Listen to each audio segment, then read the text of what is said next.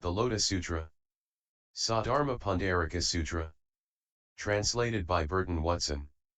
Nichiren.info Chapter 13, Admonition to embrace the sutra. At that time the bodhisattva and mahasattva. Medicine King, along with the bodhisattva and mahasattva, great joy of preaching, and 20,000 bodhisattva followers who were accompanying them, all in the presence of the Buddha, took this vow, saying, "We beg the world-honored one to have no further worry. After the Buddha has entered extinction, we will honor, embrace, read, recite, and preach the sutra. Living beings in the evil age to come will have fewer and fewer good roots. Many will be overbearingly arrogant and greedy for offerings and other forms of gain, increasing the roots that are not good and moving farther away than ever from emancipation. But although it will be difficult to teach and convert them, we will summon up the power of great patience and will read and recite the sutra. Embrace, preach, and copy it, offering it many kinds of alms and never begrudging our bodies or lives." At that time in the assembly there were 500 arhats who received a prophecy of enlightenment. They said to the Buddha, "World-honored one, we too make a vow. In lands other than this one we will broadly preach the sutra." Also there were 8,000 persons, some still learning, others with nothing more to learn, who received a prophecy of enlightenment. They rose from their seats, pressed their palms together, and, turning toward the Buddha, made this vow, "World-honored one, we too in other lands will broadly preach the sutra." Why? Because in this Saha world the people are given to corruption and evil, beset by overbearing arrogance, shallow in blessings, irascible, muddled, fawning and devious, and their hearts are not sincere. At that time the Buddha maternal aunt, the nun Mahaprajapati, and the 6,000 nuns who accompanied her, some still learning, others with nothing more to learn, rose from their seats, pressed their palms together with a single mind, and gazed up at the face of the honored one, their eyes never leaving him for an instant. At that time the world-honored one said to Gautami III, "Why do you look at the thus come one in that perplexed manner? In your heart are you perhaps worrying that I have failed to mention your name among those who received a prophecy of the attainment of anuttara-samyak-sambodhi? But Gautami, I earlier made a general statement saying that all the voice hearers had received such a prophecy. Now if you would like to know the prophecy for you, I will say that in ages to come, amid the law of 68 thousands of millions of Buddhas, you will be a great teacher of law, and the 6,000 nuns, some still learning, some already sufficiently learned, will accompany you as teachers of the law. In this manner you will bit by bit fulfill the way of the bodhisattva until you are able to become a Buddha with the name gladly seen by all living beings. Thus come one, worthy of offerings, of right and universal knowledge, perfect clarity and conduct, well gone, understanding the world, unexcelled, worthy, trainer of people, teacher of heavenly and human beings, Buddha, world-honored one." Gautami, this gladly seen by all living beings Buddha will confer a prophecy upon the 6,000 bodhisattvas, to be passed from one to another, that they will attain anuttara-samyak-sambodhi. At that time the mother of Rahula, the nun Yashodhara, thought to herself, "The world-honored one in his bestowal of prophecies has failed to mention my name alone." The Buddha said to Yashodhara, "In future ages, amid the law of hundreds, thousands, 10,000s, millions of Buddhas, you will practice the deeds of a bodhisattva, will be a great teacher of the law, and will gradually fulfill the Buddha way. Then in a good land you will become a Buddha named endowed with 10,000 glowing marks. Thus come one, worthy of offerings, of right and universal knowledge, perfect clarity and conduct, well gone, understanding the world, unexcelled, worthy, trainer of people, teacher of heavenly and human beings, Buddha, world-honored one." The life span of this Buddha will be immeasurable asamkhya kalpas. At that time the nun Mahaprajapati, the nun Yashodhara, and their followers were all filled with great joy, having gained what they had never had before.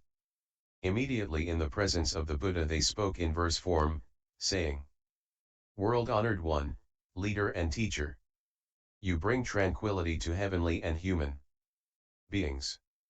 We have heard these prophecies, and our minds are peaceful and satisfied.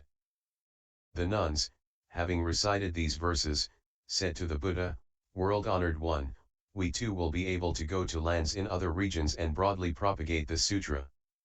At that time the world-honored one looked at the 800,000 million nayotas of bodhisattvas and mahasattvas. These bodhisattvas had all reached the level of avivartika, turned the unregressing will of the law, and had gained the arnis. They rose from their seats, advanced before the Buddha and, pressing their palms together with a single mind, thought to themselves, "If the world-honored one should order us to embrace and preach the sutra, we would do as the Buddha instructed and broadly propagate this law." And then they thought to themselves, "But the Buddha now is silent and gives us no such order. What shall we do?"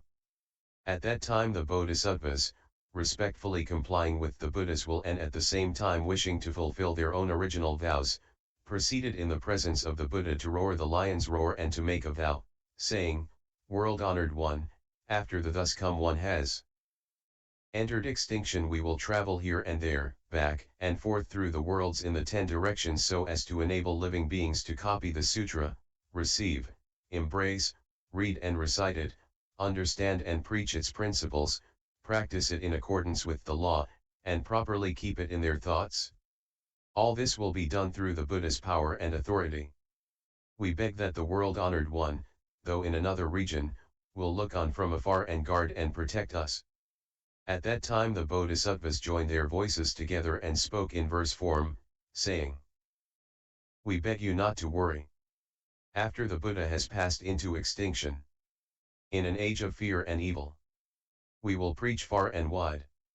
There will be many ignorant people, who will curse and speak ill of us, and will attack us with swords and staves. But we will endure all these things.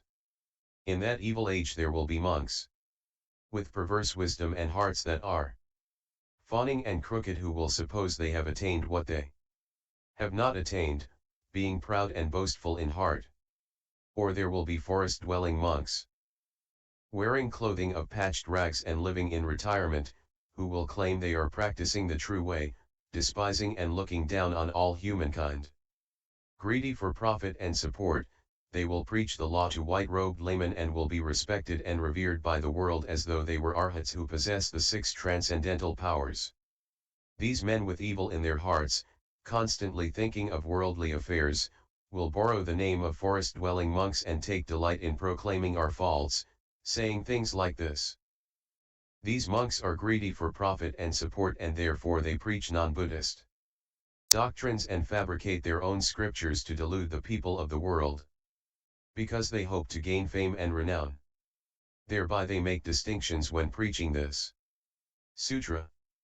Because in the midst of the great assembly they constantly try to defame us, they will address the rulers, high ministers, brahmans, and householders, as well as other monks, slandering and speaking evil of us, saying, these are men of perverted views, who preach non-Buddhist doctrines.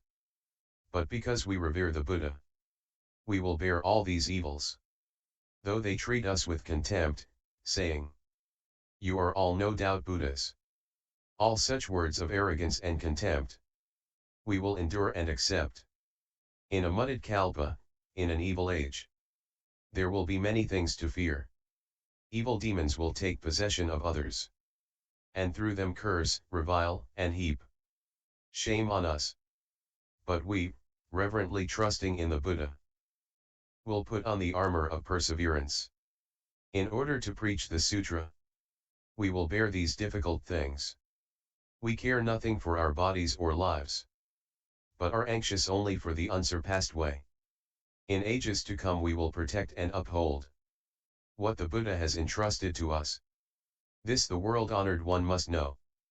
The evil monks of that mudded age, failing to understand the Buddha's expedient means, how he preaches the law in accordance with what is appropriate, will confront us with foul language and angry frowns. Again and again we will be banished to a place far removed from towers and temples.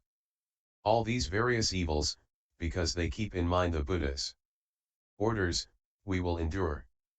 If in the settlements and towns of those who seek the law, we will go to wherever they are and preach the law entrusted by the Buddha.